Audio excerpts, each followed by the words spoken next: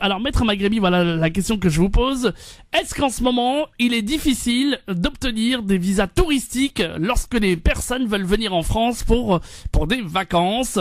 Et est-ce que on pourrait donner un petit conseil?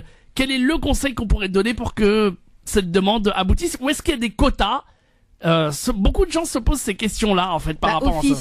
Officiellement, il y en aura pas. Après, maintenant, le meilleur conseil, moi, que je peux donner aux auditeurs à l'étranger qui souhaiteraient obtenir un visa touristique pour venir visiter la France, c'est de tout simplement rassurer au maximum le consulat. Ouais. C'est-à-dire que dans votre dossier, mettez bien en avant le fait que vous avez un travail, que vous avez une famille qui est installée là-bas, que vous avez des ressources suffisantes et que vous avez uniquement envie de partir en vacances et que vous avez absolument pas l'intention de quitter votre pays pour aller vous installer ailleurs. Voilà, alors ça, vraiment, c'est le plus important. Ça, on sait quoi? C'est une attestation sur l'honneur? C'est qu'est-ce que vous pouvez mis à part l'attestation sur l'honneur, ça va être par exemple lorsqu'on est propriétaire, donner l'acte de propriété, la copie de son contrat de travail, la copie de ses ressources, ses fiches de paye si on a des fiches de paye, ses justificatifs toutes les justificatifs de ressources qu'on va avoir. Si on est marié, par exemple, si c'est une personne qui